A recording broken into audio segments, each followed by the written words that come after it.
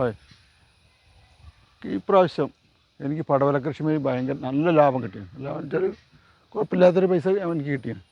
ഇപ്പോൾ ഈ പടവല കൃഷീൻ്റെ ഇതൊക്കെ കഴിഞ്ഞിരിക്കണം. കഴിഞ്ഞ് കഴിഞ്ഞാൽ എന്താ പറയുക, അതിൻ്റെ വള്ളിയൊക്കെ ഉണങ്ങി കാലം തെറ്റിയതിനോണ്ട് ഉണക്കം ബാധിച്ചൊക്കെ ഇതായിരിക്കണം. അപ്പോൾ ഞാനിത് ഈ വള്ളി പന്തലൊക്കെ കൊണ്ട് പൊളിച്ചൊഴിവാക്കിയിട്ട് എന്താ വെച്ചാൽ എനിക്ക് പുതിയൊരു കൃഷി തുടങ്ങണം എന്നുള്ളൊരു ആഗ്രഹമുണ്ട്.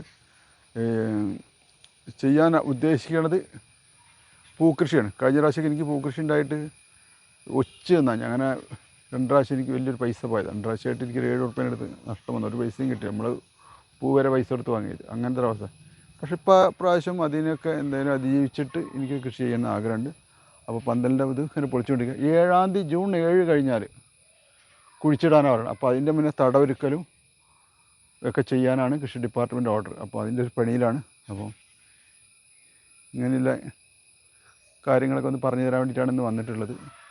അപ്പോൾ ഇതവിടെ ഏരുകളുണ്ട്. 1, 2, 3, 4, 5 ഏരുകളുണ്ട്. 5 ഏര് പുല്ലൊക്കെ കണ്ട് പറിച്ച് ഒഴിവാക്കി, കൊത്തി ഉടച്ച് പുല്ല് പറിച്ചിട്ട് കണ്ട് ഒഴിവാക്കുക. അത് ഒരാഴ്ച മുന്നേ കുമ്മായിട്ടിക്കുക, പിന്നെ വളമിട്ട് മൂടുക എന്നുള്ളതാണ് അതിൻ്റെ ലക്ഷ്യം.